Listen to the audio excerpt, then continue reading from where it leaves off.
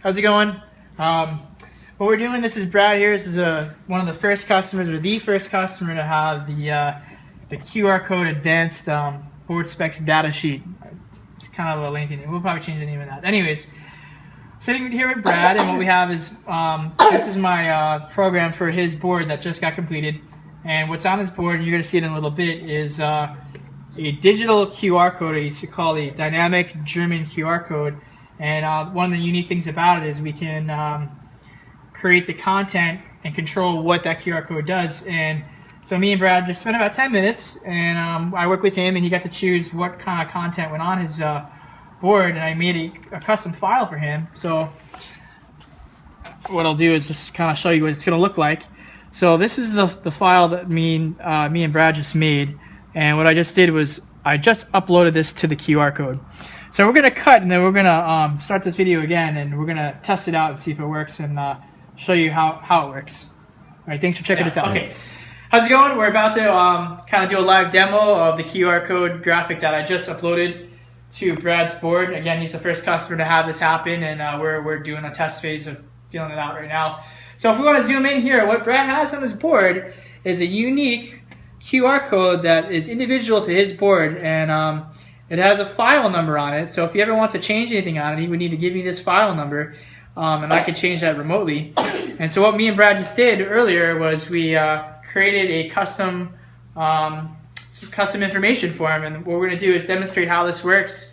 And again, we'll probably update this and do some more videos about how other customers are using it. I think Brad mentioned he's going to be going to South America. Yeah. And he might upload some content to help him on his trip. And one of the ideas that I gave him was, you could have like a local guide or somebody with local cell service just easily scan this code, and before he goes on his trip, he could put things that would be helpful to him, maybe where his hotels are at, or currency conversions, or all kinds of stuff. So me and Brad are going to work closely together, stay in touch, and kind of I'm going to help him with this code, and he's going to test it out for me. So all right, here's the test.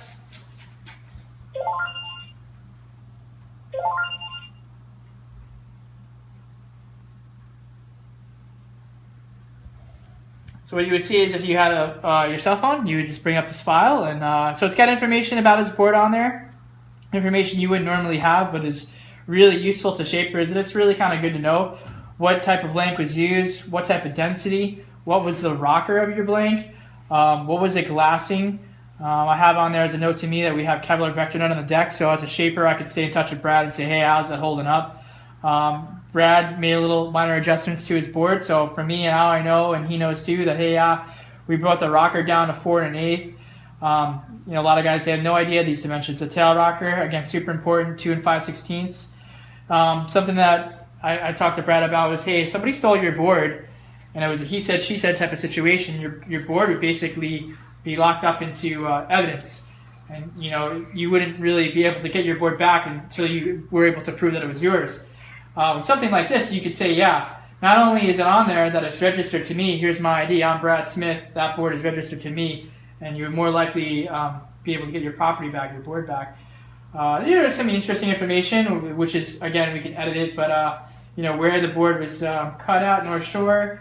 We have his volume on there in case, let's say he had a big ding and there was a repair and it blurred out this file number and he wasn't able to read his volume or his dimensions.